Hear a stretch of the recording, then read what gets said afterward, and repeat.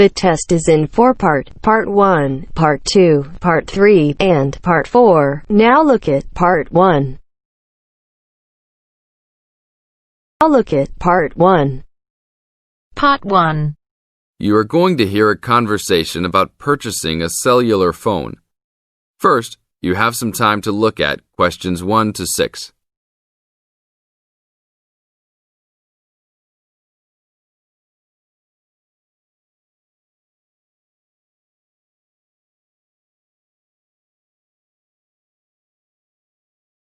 Now listen to the tape and answer questions 1 to 6. Excuse me, can you give me some information about purchasing a cellular phone? Of course, my pleasure. We carry all sorts of phones, from the most basic phones to very sophisticated web-enabled phones. I will do my best to help you find a phone that suits your needs. Thanks. I'm looking for 2 cellular phones, one for me and one for my son. I think I won't need anything too sophisticated, just your basic phone functions. But maybe my son will like something with more functions. Sure, well, let's take a look. So you have no preferences at all? What about the size or colour? How about the brand? Well, I don't really care what brand the cell phone is, but I guess I don't want anything that's too big or too small. I want a phone that can fit nicely in my hand and in my pocket. If it's too big, it might be too heavy, and if it's too small, I might lose it. Colour, I don't really care about either. Well, I don't want a pink phone. Ah, okay, so let's look for something suitable for a working person. How about this one? This one is the R55. It is black, not too big, not too small, all the usual functions. The best feature of the R55 is that it can be used worldwide, even in Europe or Asia. It looks good. How much does it cost? It is only $100. If you sign up for a calling plan, then we will give you a $50 discount on the phone. How old is this model, though? I don't want anything that's too old. This model was introduced into the market about 3 years ago, so it is a bit older, but be assured it will still work fine. Well, I think I still want something not as old. How about from last year? Any good phones from around that time? Yes, there are some. How about this one? It's the new model of the phone you just looked at, called the W55. Most of the features are the same. There are some new features on the W55 though. The battery will last up to 2 days longer, and the overall weight of the phone is lighter. How much is this one? This is selling for $150. If you purchase it along with a phone plan, then it will be only $100. Okay, I think I'll take this one. Now, I need to pick up a phone for my son. I think he'll want something more trendy, so how about a new model for him? Nothing too extravagant or expensive, though. This right here is the newest offering from the leading company in the cellular phone business. The phone is called the Rocket. It is well suited for teenage users. Among the teen-friendly features are 10 songs to choose from, a free messaging system that allows friends to send text to each other, and voice recognition dialing. The thing most younger users like about the Rocket is that it has a screen that changes colours. All this for only $100 with a purchase of a 1-year phone plan. Sounds like something my son will like. Can I sign us both up at once? Yes, of course. Both of you can share one plan. You will pay only $50 a month for both of you to share a plan. That's it? Only $50 a month? Yes, that's all. Now look at questions 7 to 10.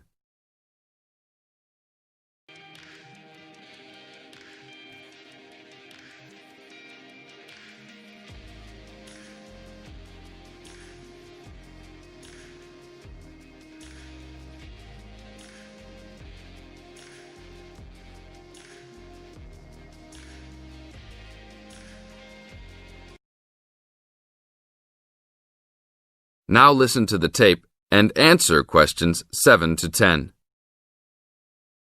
Okay, I will need your information. Name and address, please. Richard Derek Jones. What's your profession? I'm an engineer. Address, please. 322 First Street, San Francisco, California. And phone number, please. 621-360-7601. Oh, sorry, that's the wrong number. 621-360-7601. 7610. How many phones do you want activated onto your plan? 2 for now. Thank you very much. Your phones will be ready in a minute. That is the end of part 1. You now have half a minute to check your answers.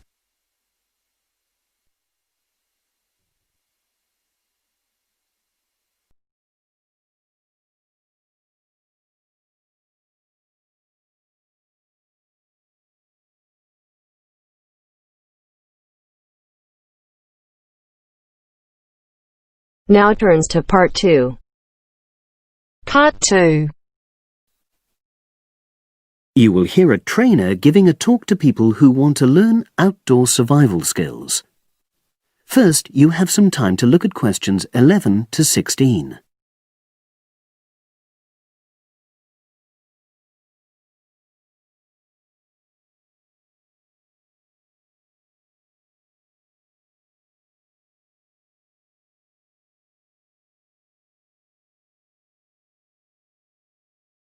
Now listen and answer questions 11 to 16. Good morning, everyone, and welcome to our outdoor survival program. As you know, this week you'll be learning some of the basic information and skills you need to look after yourself independently in the outdoors. These first 2 days will be based here in the classroom, and then we'll be taking a camping trip to put into practice some of the things you've learned. I'm going to start off with the topic of food. And to start with, I'll describe just 2 methods which we'll be putting into practice at our camp, and which make use of natural resources: the steam pit and the bamboo pot. I've got 2 posters here to make things clearer, and I'll start with the steam pit here. To make this, you'll need some dry sticks, some grass, some loose earth, and some stones. And for this week only, some matches. The first thing you do is to dig a shallow pit in the place you've chosen to do your cooking. Let's say about 25 centimeters deep and 30 centimeters wide. Your sticks have to be a bit wider than the pit because you have to put a line of them along the top from one end of the pit to the other. Before setting light to these, you take some large stones and arrange them on top. Then you start the fire and wait till the wooden platform burns through and the stones fall into the pit. At this point, brush away any pieces of hot ash from the stones. You can use a handful of grass and then take another stick and push it down into the center of the pit, between the stones. After that, you cover the whole pit with a thick layer of grass. And then you can put your food on it, wrapped in more pieces of grass, like parcels. Finally, cover the whole thing with earth. You have to pat it firmly to seal the pit. Then all you have to do is take the stick out and pour a bit of water into the opening that it leaves. It should take about 4 hours for your food to cook, as it cooks slowly in the steam that's created inside the pit. Now you have some time to look at questions 17 to 20.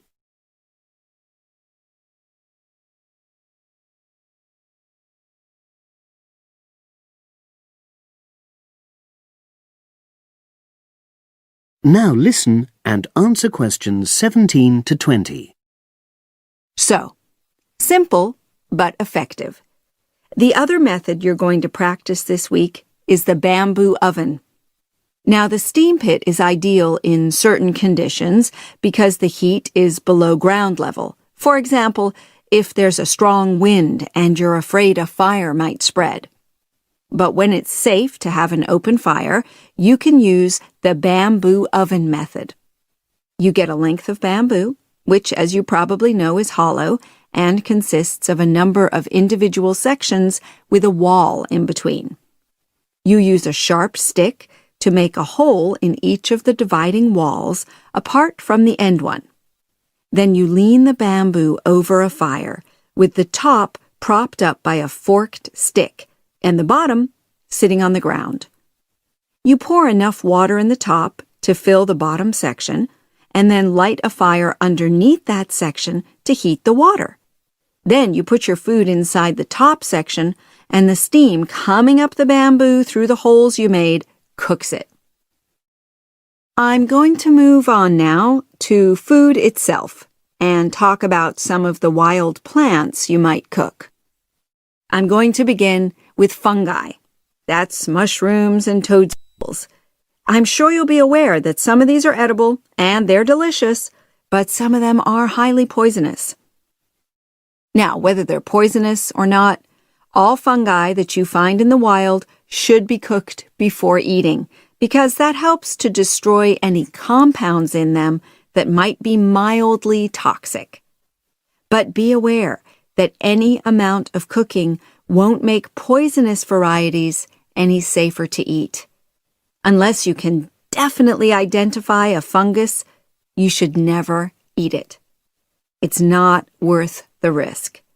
And you need to be really sure, because some fungi that are poisonous are very similar in appearance to certain edible varieties. They can easily be mistaken for each other. So, having said all that, fungi are delicious when they're freshly picked, and although they are only moderately nutritious, they do contain minerals which the body needs. I'll move on now to leafy plants, which are generally... That is the end of part 2.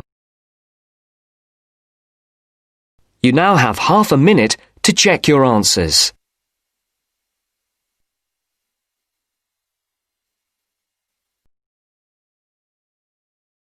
Now turns to part 3. Part 3. First, you have some time to look at questions 21 to 26.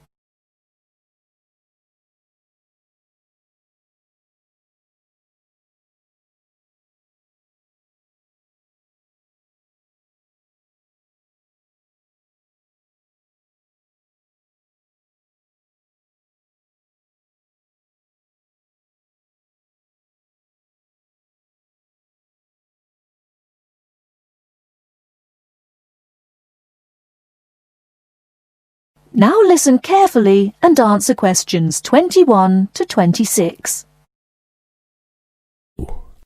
So, what was it like in your school then, Lynn? Well, South African schools are very different from schools in Australia.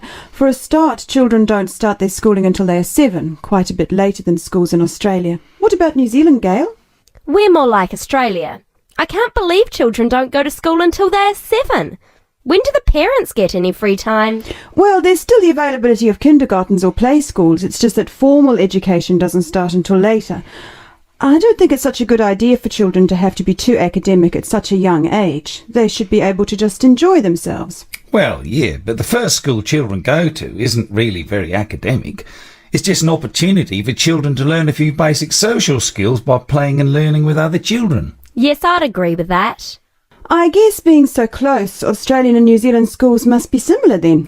Well, I suppose they do share a lot of similarities, but there are also some differences. For example, children in New Zealand go through intermediate school, but in Australia there's only high school. That's right, isn't it, Pat? Yeah, I think so. What about South Africa, Lynn? Do you have an intermediate or high school? Oh, high school.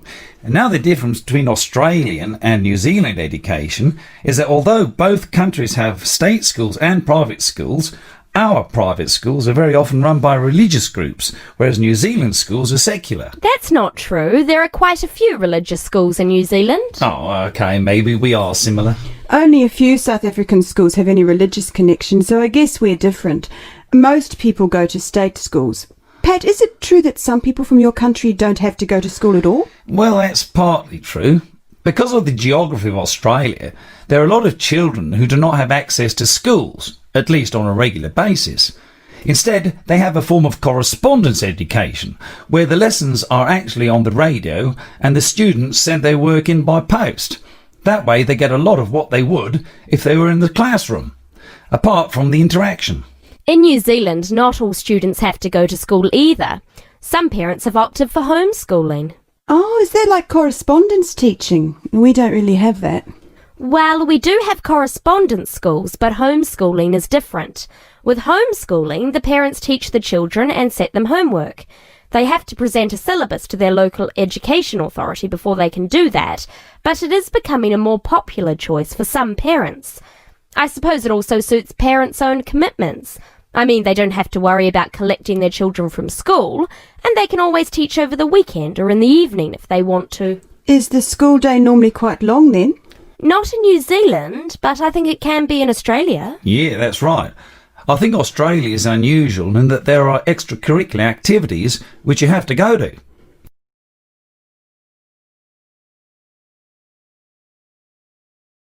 Before you hear the rest of the talk, you have some time to look at questions 27 to 30.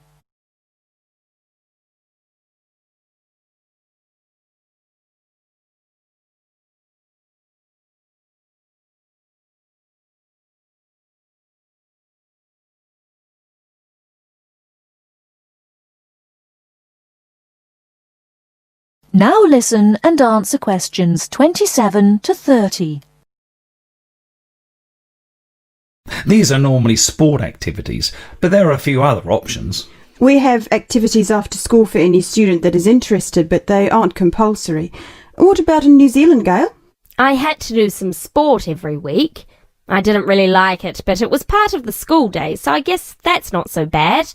Anyway, I spent 2 years at boarding school, so things were a little different. Boarding school? What was that like? Well, the thing I remember most about it was the strict dress code. There were restrictions on everything. You had to wear a school uniform almost all of the time, and it had to be cleaned and ironed. The length of your skirt had to be no less than 1 inch above your knees when kneeling down. Sometimes we used to go out on school trips or just at weekends with a few friends, but whenever we were outside the school we had to wear a hat. There was one teacher who always used to give me extra homework because my socks weren't pulled up, and that was in the school late in the evening. I suppose it wasn't that bad, but at the time it felt like a prison. I kept getting into trouble for something. Most of the time I forgot something, normally my school badge. We had to wear that all the time, in the school and out, because it had our house colours on it. Wow, that doesn't sound like much fun. No, but it was a good education, I suppose.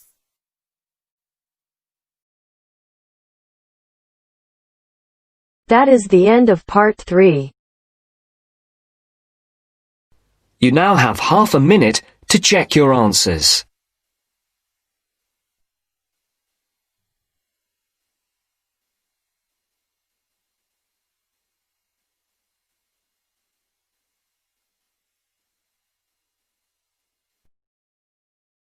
Now turns to part 4. Part 4. Going to hear a conversation between two students. They are talking about the English bars. As you listen, complete the notes below. First, you have some time to look at questions 31 to 40.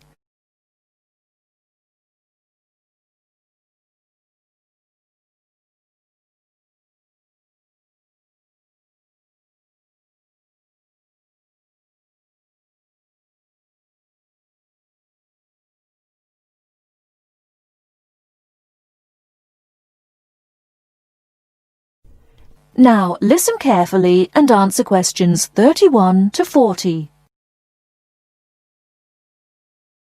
Kevin, could you tell me something about the bars? I have never been to a bar. You see, Steve, my classmate, has invited me to go to a bar tonight. I see.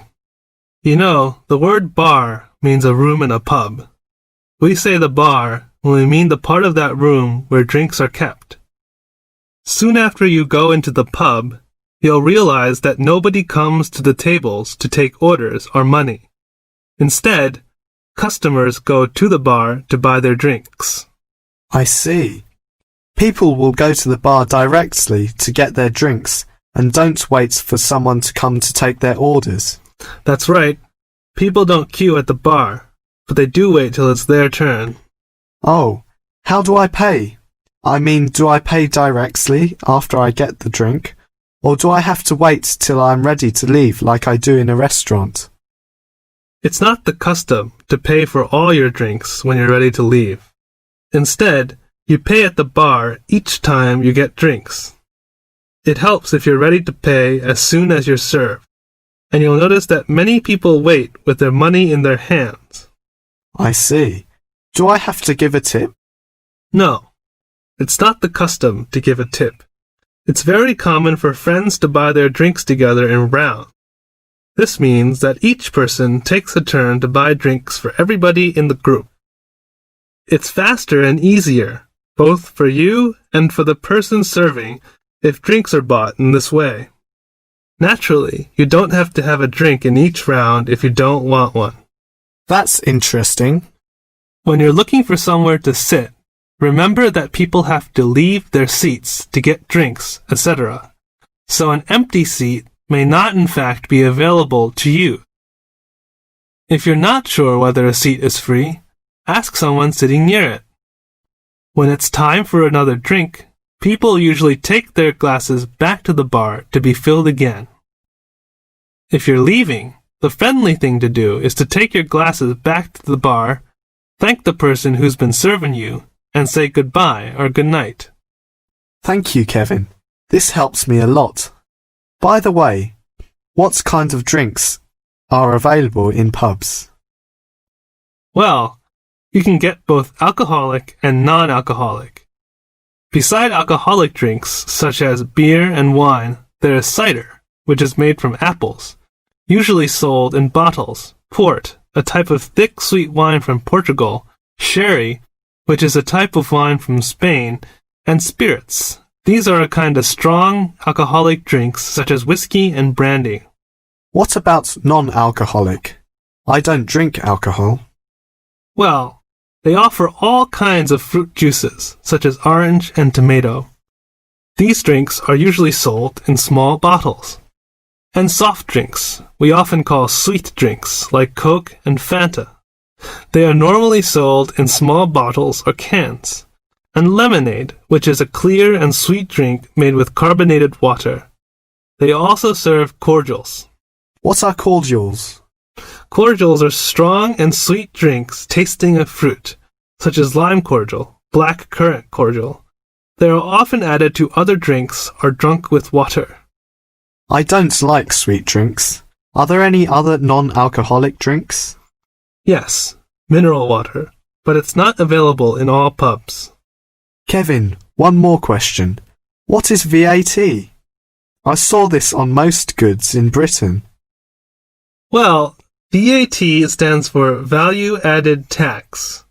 The price shown on most goods in Britain includes a tax of 15%. If you use the retail export scheme, this tax can be returned to you if you take the goods with you when you leave Britain. You may have to spend a certain sum of money before you qualify for the scheme, and you'll have to show your passport. Ask in the shop if they operate the retail export scheme. If they do, the shop assistant will explain how you can get the tax back and fill in a form with you. VAT is also charged on hotel, restaurant bills, theater, cinema tickets, and car hire. Are these refundable? No, it's not refundable in these cases. Thank you very much. I really learned a lot.